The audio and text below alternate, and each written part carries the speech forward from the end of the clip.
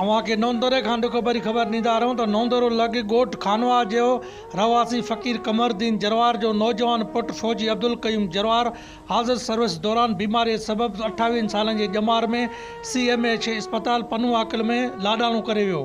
सनदी जनाज़ा नमाज़ ॻोठ खानवा जे ईदगाह में अदा कई वई, जंहिंमें पनुआकल छावणी जे कैप्टन उमर जे अॻवानीअ में आयल फौजी जवाननि, लाड़काने जे फौजी ऑफिसरनि, फौजी जवाननि, ॻोठाणनि, सियासी, समाजी, मज़हबी, अदबी हर फ़िरक़े सां ताल्लुक़ रखंदड़नि शिरकत कई, जंहिंखे बाद में वॾे फौजी एज़ाज़ सां गार्ड ऑफ ऑनर जे सलामी ॾिनी वई ऐं बाद में सनद जे मड़ खे अबाणी कब्रिस्तान में मिटीअ मां हवाले कयो वियो। सनद जी सर्विस के 12 साल थिया हुआ। कुछ अरसो बीमार हुयो जॾहिं त ड्यूटी ज़िले खुजदार बलोचिस्तान में करे रहियो हो।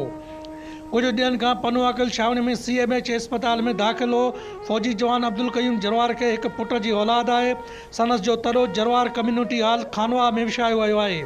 होॾां नौंदरो प्रेस क्लब रजिस्टर 682 जे सहाफ़िन सैद इफ्तिखार अली शाह, शाद महमूद भुट्टो, ज़मीर हुसैन भुट्टो, खलीलुल्लाह मंगनेजो, हसन आबिद भुट्टो, अब्दुल्ला मीरानी, ओशाक अली बुलड़ो, काशिफ अली सुपड़ियो, मुलाज़िम हुसैन कलंदरी, ज़ामिन हुसैन समो ऐं ॿियनि सनस जे वालिद फ़कीर कमरदीन जरवार ऐं अज़ीज़नि सां ॾुख जो इज़हार करे ताज़ियत कई आहे।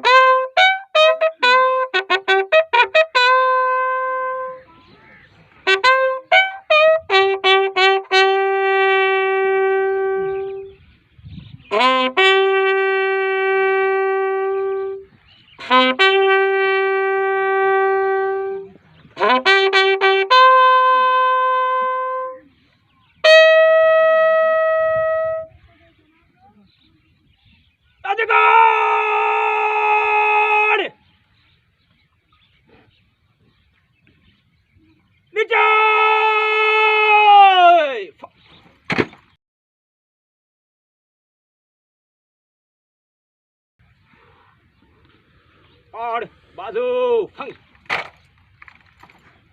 और दाने फिर और भाई साहब जल्दी चल।